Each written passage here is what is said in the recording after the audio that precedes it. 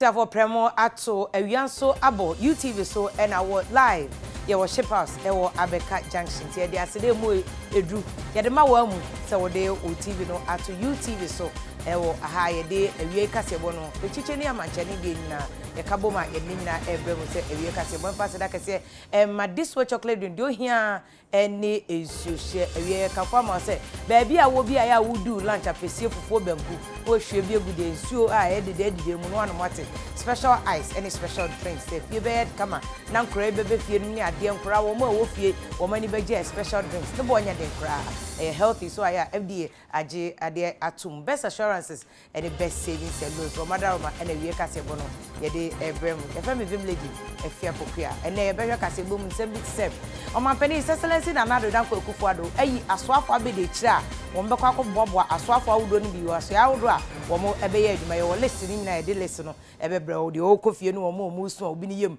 ene ade nyina yera Matthew Poku pempe ne so afo hwe nyina ma wode wo nsem so wo se Ghana fo nya abotire ma no na adwuma no a wo ye no obeye ama Ghana fo nyina ebesere a obi ada kane bia enum ebio okwa probo wo Pokua se be bia o musi box supply station no ye de wonsem ebebe ECG for so the timetable efa aba efa kane no ebedum na aso ese adwuma wo mo ye ewo miamia wodo te se Pokua se a wo mo chemu ye de hunsu chechemu ebe ebro sanso na ye nua ba akua pempolo a wo yesini court amani bill 80,000 to say no so wo mo edimu chechemu ebe ba kasebo nyina mu ye kan ye nyina ba be kwa mo no ne ye de amano ne kasebo so ato amoso ye fra me vim lady Afia Pokua Afia ye hye kasebo no asena kasebo no munchechemu ene ye de eto aso e omanpani excellency na nadanko akufo ado ayi asoafo be de kira wo me asoafo no bekwa koye adwuma e wo aso ya wodo se de be boa ma omadwuma no etimi edi emu ensema efri omanpani aso ye no eba ye chese de edidi so yi ene asoafo be de kira wo bekwa koye adwuma na ansa na asoafo be de kira ne beba kra no wo yi minister of state a omo ben minister so pe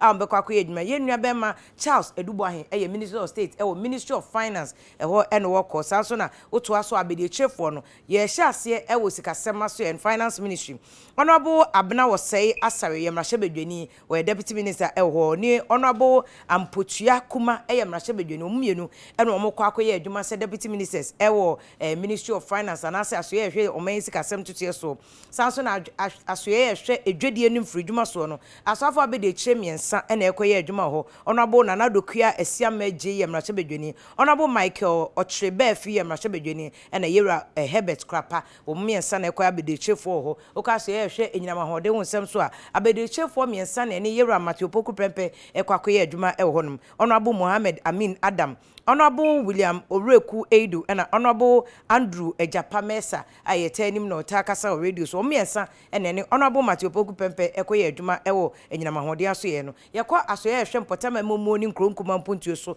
ya honorable Dan Kwakubotwe okremrahye bedwani eda no a asofo bi de chefo miensa ena omokoboa no eho honorable Augustine Collins team mrahye bedwani honorable Osebo Nsu amoa ena eye obi amoa ne ta ede frɛ no ena honorable Martin J Mensa Konsa wo mni nipa miensa wo mni honorable Dan Kwakubotwe ekoye adwuma ewo saa asoye hwe mpotama memuo eni nkronkuma mpuntuo so asoye hwe eye Ghana eni amanone amaya wodo nkisa wodie ho nsem so Ministry of Foreign Affairs ne integration eye asoafo mienu na ekoye adwuma ho honorable Thomas Abompa ena honorable Kwaku Amprechum Sapon wo mienu ena ekwa akoboa eye yema no ehonum okwaso ye hwe atenten ne eso a wo mkro ya ena ye aban lawyer for Ministry of Attorney General and Justice asoafo mienu na ekwa ye adwuma ho honorable Alfred Tua Yeboa ena ye ma Midday na asona ba samwa miami teacher ni wo Gimpa Law Faculty omo ena ekwa akoye adwuma ewo saa aso as Deputy Attorney General and Ministry of Justice omo mkoye adwuma ewo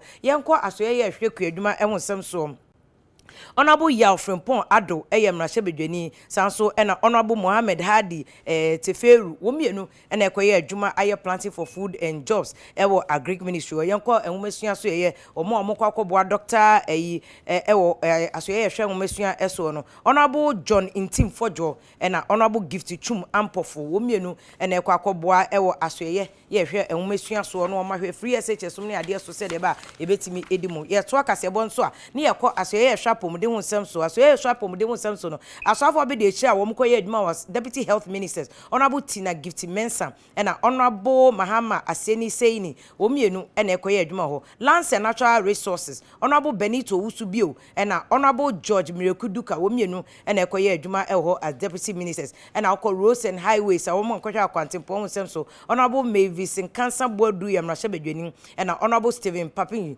Jelula wo mienu koye adwuma aso ye roads and highways akwan ene akwantempo ho nsem so yenkọ aso ye akwanto ho nsem so transport honorable Hassan Tampuli Yamrashe Bedwani na honorable Frederick Obin Adum wo mienu na ekoye adwuma aboa honorable Asiama transport ministry ye ko defense and interior honorable Nitiwo aso ye honom aso afo nso a wo mkoboa no honom honorable Kofi Amankwa Menu wono de ba akopɛ wono na ekwa akɔboa honorable Nitiwo defense ministry interior ministry honorable Nana Ayia Kwansa and a deputy minister wo interior ministry communications and digitization mame Esla Owusu Ekufu na so ye honum honorable Amapoma Boatin na ekɔboa no honum ukɔ works and housing na de okɔboa yewra senso boache works and housing ministry honorable Abdullahi Abanga na deputy minister works and housing fisheries any aquaculture de okɔboa ye mame honum a wonim kaso a obi enim no honum hawa kumsi honorable Moses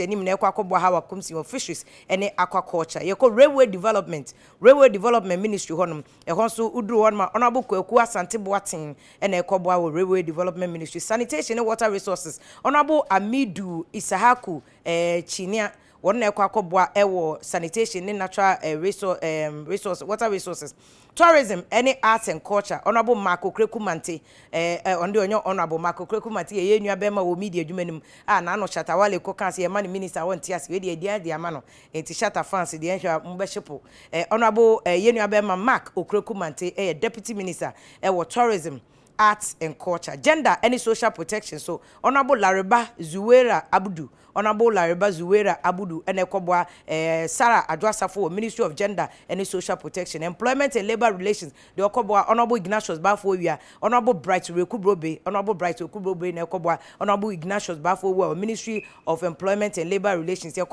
information ministry so a wo kai sa asemo ye canopies ya Canada Fatima Abubakar lawyer kese wo kai election petition na no di mu akotempa Fatima kɔboa kojo ponkroma information ministry wa we de ye ni ajepa Fatima Boadjuma youth and sports ministry honorable Ivan Sopoku Bobie ene ekɔboa youth and sports we ene aswafo abede chair excellence o mampani na Danko Kufuado wo mo so no wo mbeye adwuma deputy ministers o mo kɔboa asoya awro a wo mo kwakoye adwuma na ensema o mo ba wo mo wie kra no na asoya ne tutu say president no aniswade hu ene arehye say we ade ebeboa ministers pa ye deputy foi say de ba wo mbetimi aye adwuma na parliament so adwuma no wo mbeboa na adwuma wo me on parliament won koye say NDC ana say MPP wo mienu nyina wo mbeka abom na wo maboa ma aban adwuma ni nyina akoso ntichu kra ne aswafo abede chire wo mo vet ne approve ne nyina no parliament betimi agi atum se de ba betimi akwakoye adwuma na 4 years no a ye de ama excellence o mampani na Danko Kufuado no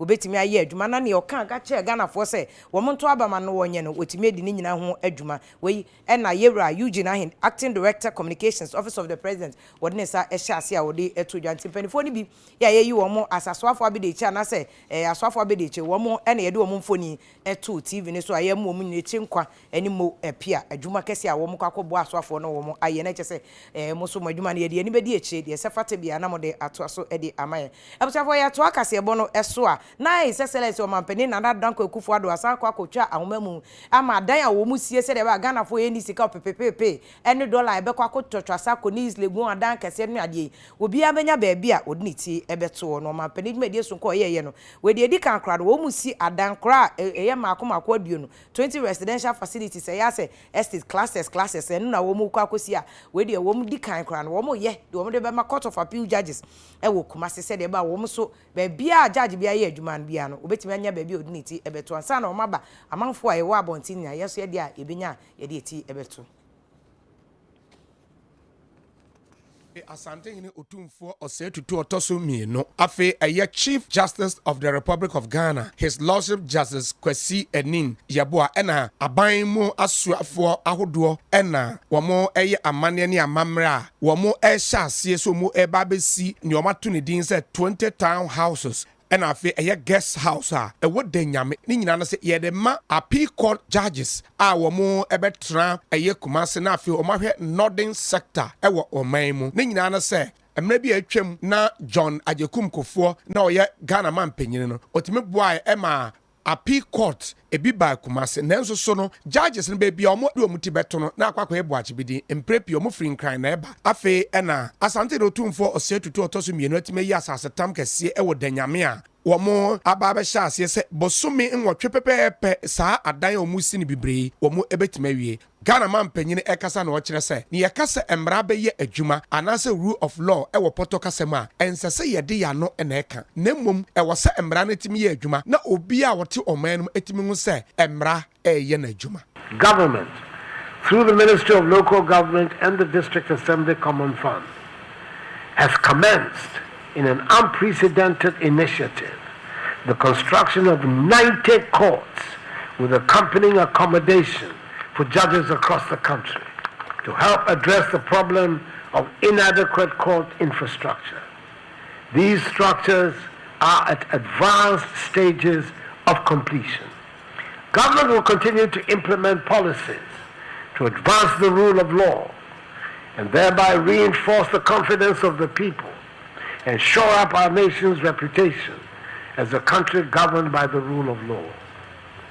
It should be the ambition of our generation to build a new Ghanaian civilization where the rule of law is not a slogan, but an operating principle for the development of our state, where the separation of powers is real and meaningful, where public officials behave with honesty and trust, where the liberties and rights of our people are fully protected, and where law and order provide a firm basis for our social and economic development, so that the dreams of freedom and prosperity that animated the great patriots who founded our nation can find expression in our time. As we know, with the collaboration of the Ministry of Local Government and the District Assembly Common Fund, 20 town houses and a guest house are being built to be used as permanent residences for Court of Appeal judges based in Kumasi, who will be mandated to handle the cases in the northern part of this country. I expect, God willing, that all of us gathered here will be present again very soon. I'm told within 8 months for the commissioning of this project once it is completed. Emra Chief Justice Kwesi Enin Yeboah ekasa no okire se baby a judge for di womuti beto nintino emprepi oman Ghana ha emma asem die kura no enko entem enti ene de pa se empanyimfo timaka omutira apa ho a womo eba besi sa adan. In recent times, the introduction of judicial reforms and the resultant need to implement various interventions to improve access to justice to the citizenry necessitated the appointment of additional judges and magistrates. Unfortunately, the availability of decent residential accommodation nationwide has resulted in a serious accommodation deficit. Presently, there is shortage of decent housing to accommodate judges and magistrates within the Kumasi metropolis, thereby posing a grave challenge to effective justice delivery. I cannot end this address without thanking His Excellency the President Otufo Osetutu II for approving this project, providing the much needed financial resources for its implementation, and for taking time off your business schedule to cut the salt for this project. Ghana man penyine Nanado Danko Akufo-Addo Yemfri omampani ensem no so na fe yenko eyaso ye hwe nyama wode wonsem so afọ oda asoye no ano yera Dr. Matthew Pokua prempe na ko ye doctor ni a oye operation otwitwa surgeon papa na so ene de kane a ene wo no de amagana fo no so wototo ase gana fo se yenya boche ma no pa adwuma de wonya somo so obeya makane a no agina so de obehwe ama agina so pante gana fo nya abotere ema no wo so no anim se ye nipa da ayi wo hwe mu a edin enso wo ye ne de bia na ni gina wo kasa no ne mpanifo kukudam engineer fo nom ne ECG fo nom ne ade akọ eye baabi a wo mu siesie fide Pokua asa akọhwe adwuma no se de ekoso ho e na ode ade se de magana fo enya boche ma na adwuma no obewie nanse a na kane a no atumi agina so. And the various engineers in charge speak about what is happening. And I hope that we can convey that message to China. That the so-called investment that people say they are not investing, you've come and seen with your eyes the investment that has been. Last week we were at a great company where they told us that some of these wires have not been changed since the 50s and 60s. But you went there and you saw people tank far.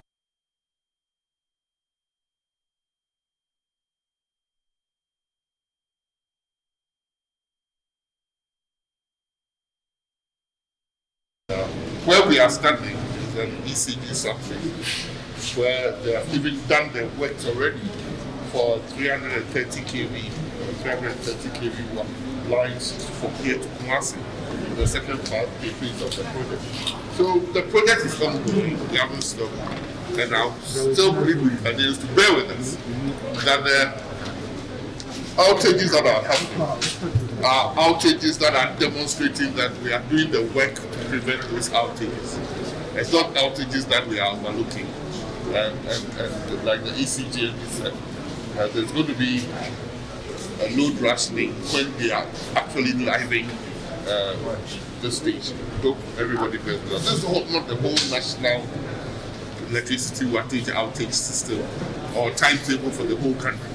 There's timetable for those parts of Accra and its environments that are going to be affected. And we hope that you bear with us.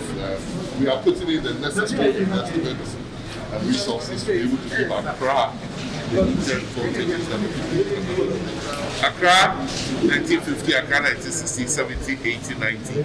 It's not Accra 2020. The population has more than quadrupled, but we still have to put in the investment to let me and you enjoy the electricity with solar. Without energy, there's no national development. I hope, thank you for your comment.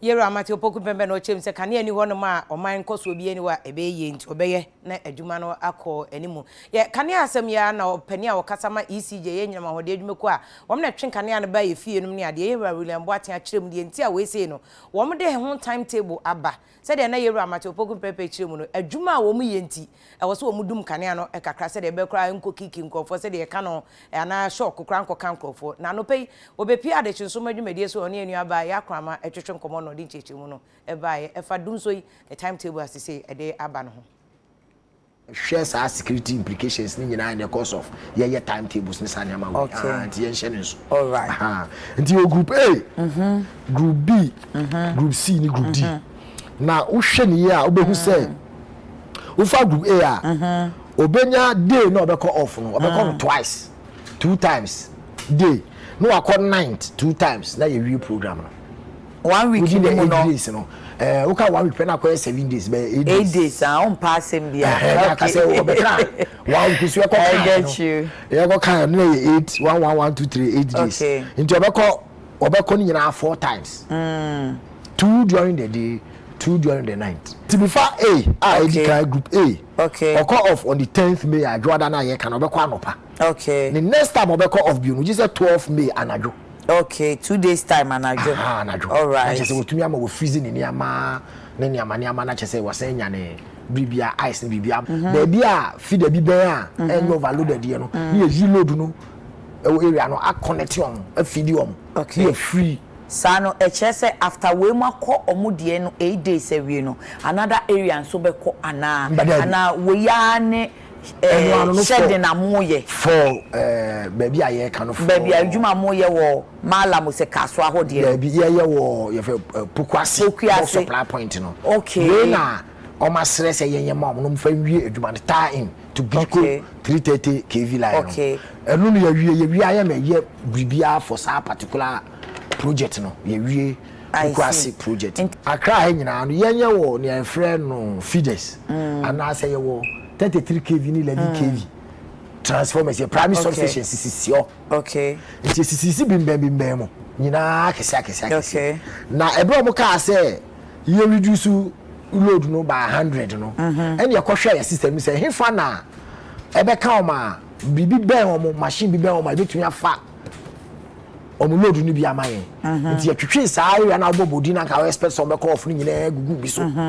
Nti time so na ye eduma saa nkrofo na esanka ka o no enka o. Okay. Nti anu nkyere say ye twa na another set ya debi we ni la na ye we ya na mo ye nti obi wo area bi no wanti ni di wo mu a ma na ya mu nhihye no.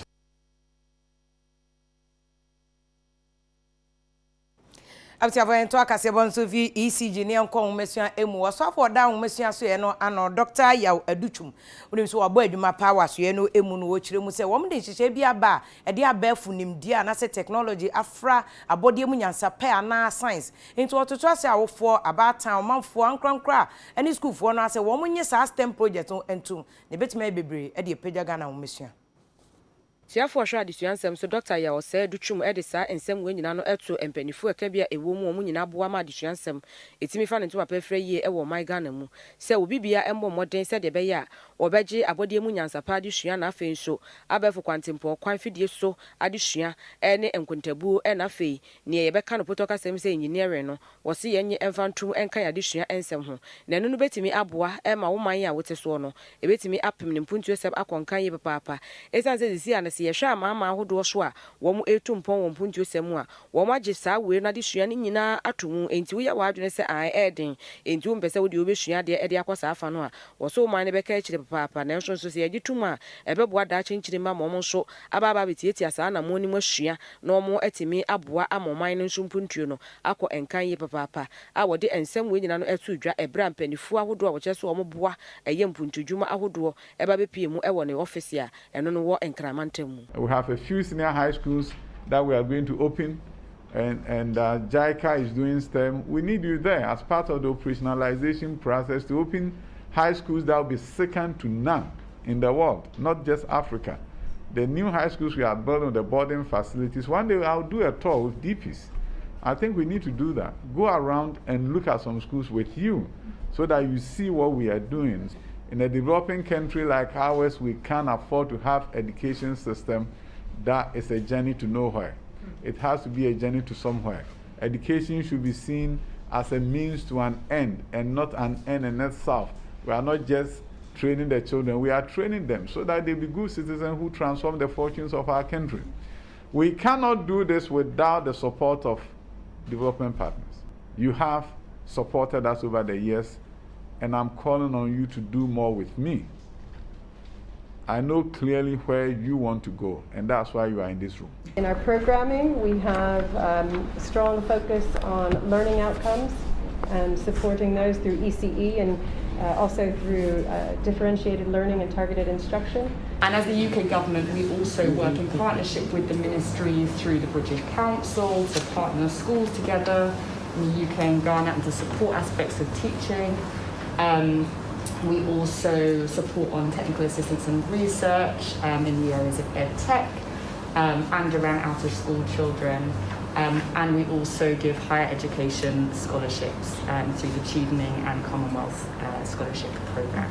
Also, the World Bank supports the Ghana Accountability for Learning Outcomes project. And this project doesn't only have IDA support, but also other DP support. So I hope that other DPs will also mention that, the GP and others. And that the World Bank is supporting access as well as quality and also accountability. And we also have the Education Outcomes Fund and the Ghana Accountability for Learning Outcomes project.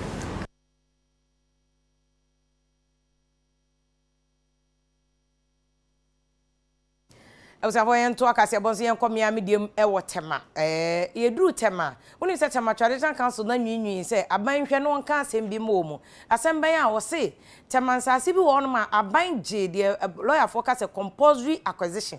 A bind say Sasibi organ and any dia do a pen or the ente or the accra. A bind to me by your compulsory acquisition or J so the coabibi. When young fine or the ma TDC for and a TDC for tam no media quackomo be for just or DC refinery. TDC and Cheche Mo dia bani say baby omusi a refinery no ko phone nam keka say e ho nsuo da ho na omo ye dia say nsuo na TDC say enya sakra enete na TDC pani a on ye in charge of protocol e wo ahoma no eso ian ebetumi a cheche mu say ampa say e adebone na ekoso ho anase enye adebone na wo mu say asase na TDC for dia anase enye TDC for e dia ian ewie ye mo ha mo akwaba Micha with you food. It's here for Joe. So, when I'm here, I see you for a watermelon development company. It's a corporation company, me boy. I say, I would try it. Oh, there be 7 only send me to me to free tema.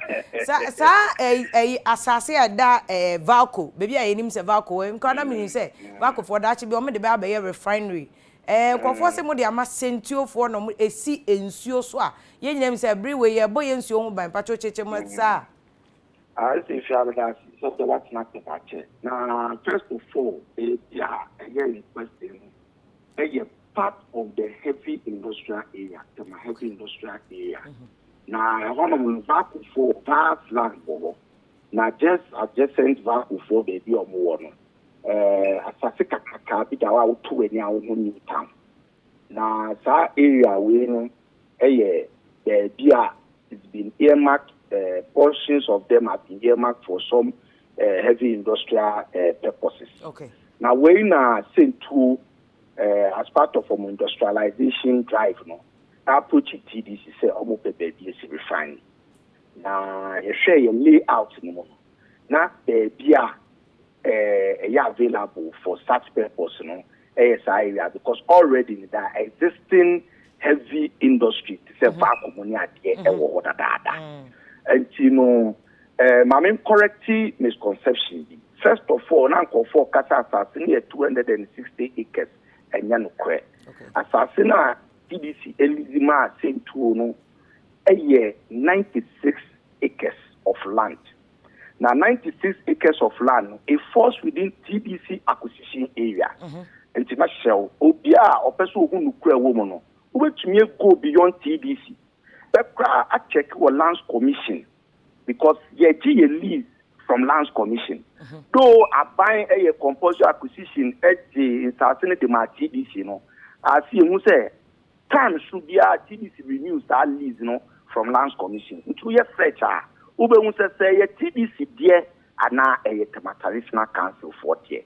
And we are one of the issues are me per se in all this conversation it go beyond TDC. Now you traditional council sem no mo de almost jitum say assassin in your model almost say a compulsorily acquired. Abain na J or more na nanoma assassin or the ma TDC. Nti abain sandane ma omo bio.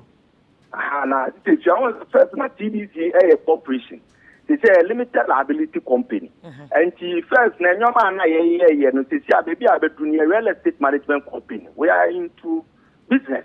Okay. Now, say, Obi at a putian, so or passas with the one at the investment, two, ever make it the maximum use of land. First of all, they change the land use here. Okay. Land use for heavy industrial. The for heavy industrial. Our area it's a bit first na water ma. Unim say beyond SOS na honum ya na angala lines. Water systems, water lines near in amo. Yes. I see engineering of all those water lines are. See and no just a storm drains constructing block any of the water line. And see the same thing applies to this area. A whole place a 96 acre land there. A water lines you were on ama area na ye mash. And don't just say a wetland. That okay. We are set now. Now beyond that, what Flint 2 have done, they say when the land was given to them, they have written to the hydro department for the Hydro Department of Ghana to help them to work on the water drainage system. Now, there I say, Yema Ubia Tiasian say, Sa area no, distinct from the Chemulabu. It is ensure one at 3 copy or Chemulabu Nima, and no chese refinery no musino. Almost seen what Chemulabu no so tabi, because Chemulabu no, and yet part of their allocation area. Okay. Enti bacho Ian bacho cheche we say muma ye asase na mo de ama sento for no. O kan refinery ti set ma oil refinery na refinery a on be refine bauxite adachi bi ava ko betimi use bi. Da bi omo refinery ti say oil refinery a be take care of other integrated industries ebeba within that particular enclave no. Nti aluminium ni mani bi no mo be refine. Da bi oil refinery. Okay. Yes. Okay. Oil refinery. Now, aside that, so one of the things I also say for a year, we are reliably informed that they have engaged on a environmental impact assessment, which they have also started that process through EPE. Now, no, do baby are definitely concerns, beba. That concerns never ban incumbent on saying to make sure say address such challenges in that. Yeah, the say assassinate the man no who applies for the refinery. We make sure that the purpose no be issue. Okay. Now, no over calls is here. Do some more permit from TME. TME for them permit. TDC air process keke. They have permit to do fence wall and earthworks. And to refine Nankasa na yeba be constructing in Podium. Almost 30 Tumano because I saw move process no and sana EP for country license. And they are still in that process. We'll be meeting very soon. Now issues happening here are resolving. Once I what time at you be making sure say the right thing is done. Okay, yo. Yeah, me na wase, ya na wache MD so my auntie Alice any adwuma kese a omo yesisi adan no so far. Ono wetimi a complete housing projects in na e waterman ne important me affordable housing projects. Abuta for him to some free TDC said ya omaka no adwuma ye refinery e beboa amagana fo ya no mbenya adwuma ye ne nsinsuo so said omo chemu no. Yanko ensefu from ni nyina so ye adwuma asem. Ghana National Chamber of Commerce any industry oma sheda boaboa omanfo omo yankrankro ne bodwo ne adantem adwuma no woma koma bom say womo ma womo ntetefo womo sika se ntutu for Ghana mra no se de ba okire bi womo adwuma no emre bi nkɔwe obi etse de na se yen hu obi a akɔwe no wuni mra no na ewewa untumi nkoka nche judge cross judge na minim o ewewa na awe nti enu nti enom se ntete no ehia pa. Ghana National Chamber of Commerce and Industry and womo de sa edaba ku we esi ho no ye workshop we e de mo ankasa bie womo enwuma na wo kyeso womo ye de ama womo enam se hwe GDP na womo so dwumade no womo di no etimi e de mfaso ekeka eho na dodo no a ennim ekwan mfaso etoto womo ne amanti obi wo krampo obi adwuma no na egu e na afen so abefu kwantempo kwan so a ye de eye adwuma eton ade no asa dodo no anso ennim enti e wo so womo etimi ebo womo wo sa kwan ne so enu nti no womo omo ehie mu omo kire omo ekwan omo befa so ama omo so adwuma na omo ye ni nyina no ebetimi agyan na so wo so omo sa afasa akwanya ne so nso na ne akade bi omo behia na omo de apem omo ade ton anaso omo adwade ndi akonkan nyina no omo ye ede ama omo pepepa na agyanim wate a wono ye titirani ede ma Ghana National Chamber of Commerce and Industry wode ensem etu edwa ene program no butaya ne se ye be kire eye Chamber of Commerce members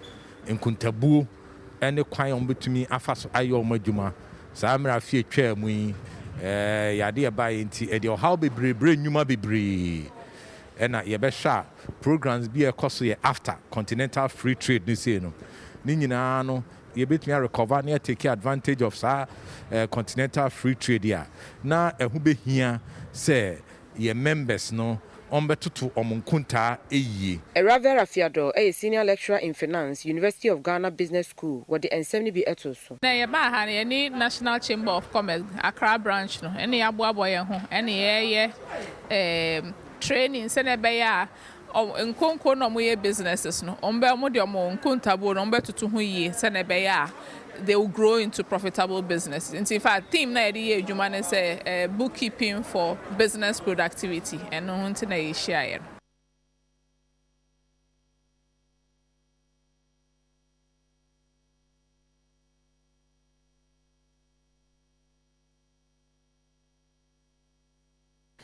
Abusawo yen to akase bon so guso ahwe live e wo UTV area prem to break akase about this way chocolate drink the special ice ensua de yokrogen ne special drinks ya kan for mata mankra num bi se de ba oba no nko ye hwa e wo bi fie no de hia me pa ankra no ene mo na to nketenkete ne basa ye abanyine free obawe no okodi obi aduan na ohwe no aye no bone ne dipa bone for adoso papa yen to akase bo no so onim se ene yafa ayi e friends ye nua ba ayi akuapem polo edna kogina court an lawyer ni se okwa apply for bail ampa mudu court age atuma mo amane bail 80,000 Ghana cedis ama nipa mienu se omunyina na chi na ni nyina no wo mane bail kosi se ne lawyer no betimi ato so na wa bail application lawyer no de akwakoto court na nim se once sa na ano asem a wodi tu dwa obu anofo etwen na so ema no nefo ama akoma adi okuno 90 days so onko dem na nunti na court no akwakosre court ne se ono ne lawyer akosre court ne se be ya ansa na court no kwa betie appeal na waye no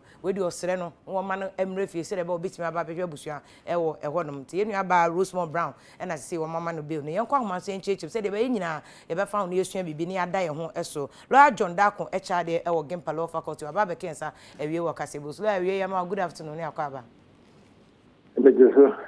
lawyer minim say na moto party wo Gempa Law Faculty wo mebo say asno bada pa nya deputy minister attorney general and ministry of justice nti minim say mo na je wo faculty wo enya some kitwa kwa me am teachers kwa ni se lecture na ina celebrate ye ba edana asno bada pa very smart young lady anya me apoa no ama beside bi ye bompa se appointment committee so on tentemara so no omuba approve no nomination wetimi akoye adwuma ewo atene business office eye enwanyam hye ma campus school ene law faculty fo nyina ma wo say wege hefo eje abo eje aso ase oye old girl nti eso Gempa fo eden a ye beje aso ase we de ye ne ani teacher oba besi a wa ben sa de intensi sister betimi ekoti pages chapters cases ewo ni trimo hwe book bia mu ampa ye mo nyam hye e ma ye nyina e da se council ba council yen kwa akuapem polo asem no so se de na ye ka no se ne lawyer ni anya bail ama no ama court si ni 80,000 cedis na nipa mienu nyina na chi o ka se pending appeal na e kire sen yo as you are crowd the country mu kakra ye tie me se yimi aba ye de ko tu mu 90 days the lawyer say opese okọ court for a wasser essence a man sentence no and it is our court no and kono kai you be more na 7 sentence ni bi bia no kwam or appeal the decision of the court na yes so say the humanity no say a convicted bi na say who appeal a which mean a court a wasser no say we say and sacra na and ka appeal no court is you know ya made pakono emetnesi na enko pense court no am making that decision at the decision every there's something to be said for that especially in a sentence the period no a year just 90 days a bit me akobase the appeal process no a bit me take more than 90 days it be something more than a year that the sentence say akobase court no during the appeal process and that's at the end of the appeal process or catch the deal from for 90 days and now say man can be a judgment or boy let's say people who are sent was several 90 day sentence next year ma appeal no you say we rendered no guilty of assault appeal no and pass will be a master and you see idea normally accepted say will be a for them not say you can appeal the court will among the bail. So there by the time the cannot send a year, Uncle Bassett was several sentences, no, okay. You say, court, no, a man being say, at the end of the appeal, court, this is a 90 days, no question, won't go the more, or better, na work. But council bet me a church, mamma say, and just say, what funny wedding. And just what fun what the attorney said. More or less, 90 days now, also it's been suspended. Okay. I say, you trusted that a person says, appeal no, you can't say. Okay. Appeal, you're not the dating yesterday. The dating about the court, not the crack at the 90 days, a dorsal, and yet so, a man only for several 1 month. One for 1 month. Making a course of both 90 days, meaning our crazy. That is a dear uncle Devo time to be a and say prosecutors no so 80 because I said 90 days no so cry this no most so cross so appeal there the number of months should be enhanced.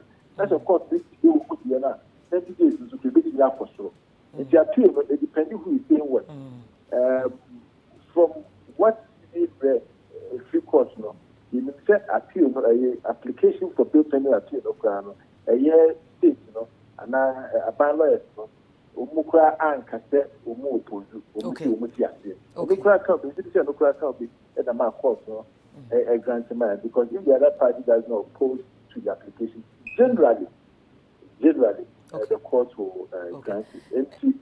As it stands now, and that's what I found 90 days, no, it is still there by suspended until say the council or court of appeal the day. You can't hear as a court if you say you can hear the court make us on court every year or court every day. Court is on court every year now. Okay. Now just a council say court no omoya appeal no. Na say court no ka say we deny appeal no until still 90 days no won kwa na ombesha akan 90 days no ana ada na wakodem ne be tie free mu ana say eno ye moya ne sen in fact cases need to occur now who have okoda remand yeah people be taking the remand 1 year and 2 years 1 year and 2 years now all what things say judge na amount 3 years which because the remand no be tie free number of years no dey amount okay you think 3 years maybe you akoba 1 year because you are the remand for 2 years if you obey tie free maybe you obey 1 week that's a court because one question no 3 months because the appeal is denied. That about 1 week now, of course, now, okay. Council, wait, Mr. Na me say me mawako, but last question. Say, we omoya appeal no. Say, ekwapin polo changing on one plea no. I say, oye not guilty or so only for. Actually, no beka so only for. And a court in Jina so or they train us so on condemn 90 days no. And the way omoya appeal no ye against ni plea against 90 days no. And I say against say. Why ko chamfoni na no emu de he no moya appeal no and a sentence pe it's a very fantastic question.